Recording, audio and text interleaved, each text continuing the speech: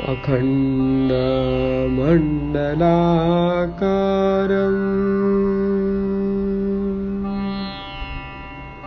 व्याप्तं येन चराचरम् तत्पदं दर्शितं येन तस्मै श्री गुरवे नमः। અવધૂતિ સાહિત્યમાં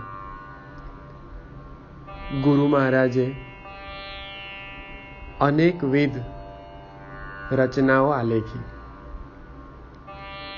અને ગેય પદોની ગૂંથણીમાં જો જોઈએ તો જગત સમક્ષ ગુજરાતી પદો, હિન્દી પદો અને મરાઠી પદોનો સમાવેશ થાય છે.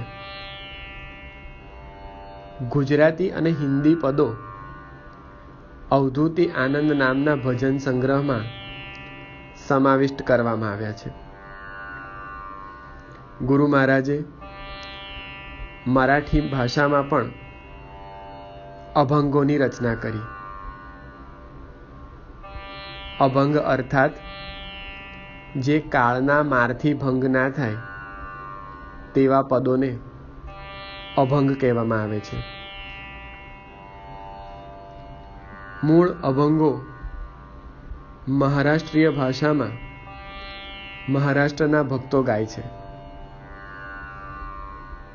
મહારાષ્ટ્રમાં સંત જ્ઞાનેશ્વર, નામદેવ, એકનાથ મહારાજ, તુકારામ મહારાજ, ચોખા મેળા અને તેનો પરિવાર અને આપણા ઉપાસના કાંડ અંતર્ગત સોહીરોબા નામના પણ એક સંત થયા.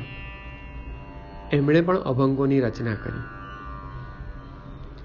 જ્ઞાનેશ્વર મહારાજથી શરૂ કરી ભક્તિ પરંપરામાં આ તમામ મહારાષ્ટ્રીય સંતોએ અનેક અભંગોની રચના કરી અને સમાજમાં ભક્તિ પદાર્થ અને કુરિવાજોની વાસ્તવિકતાને છતી કરી. એકલા તુકારામ મહારાજની જો વાત કરીએ તો તુકારામ મહારાજે 5000 અભંગોની રચના કરી. ગુરુ મહારાજે ભગવાન દત્તાત્રેયના કેટલાક ભક્તિ ગીતો રંગ તરંગના માધ્યમથી ભક્તો સમક્ષ મૂક્યા અને મહારાષ્ટ્રીયન ભક્તો અને હવે ગુજરાતી ભક્તો પણ રંગ તરંગના મરાઠી અભંગનો આસ્વાદ માણતા થયા છે. રંગ તરંગ સ્વર્ગસ્થ મુરબ્બી અમૃતલાલ નાથાભાઈ મોદી કાકા દ્વારા સંવત 2008 તારીખ 30/12/1951 રવિવારના પોષ સુદ બીજ શ્રી નૃસિંહ સરસ્વતી જયંતિના દિવસે પ્રગટ કરવામાં આવ્યું. આ પુસ્તકમાં ગુરુ મહારાજે ભગવાન દત્તાત્રેય અને તેમની ભક્તિથી છલબલતા મરાઠી અભંગો ભક્તો સમક્ષ રજૂ કર્યા છે. પ્રત્યેક અભંગમાં ગુરુ મહારાજની આર્તવાણી અને ભક્તના હૃદયનો પોકાર આપણને જોવા મળે છે.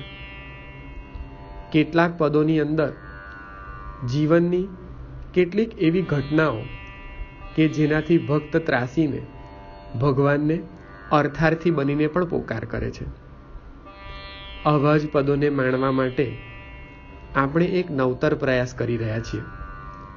ગુરુ મહારાજના લખેલા આ મરાઠી પદોને ગુજરાતીમાં સમજવાનો સરળ અને સુલભ પ્રયત્ન કરીશું અને ગુરુ મહારાજે રચેલા આ વાંગમયને વાગોળીને દત્તમય થવાનો એક વધુ પ્રયાસ કરીએ.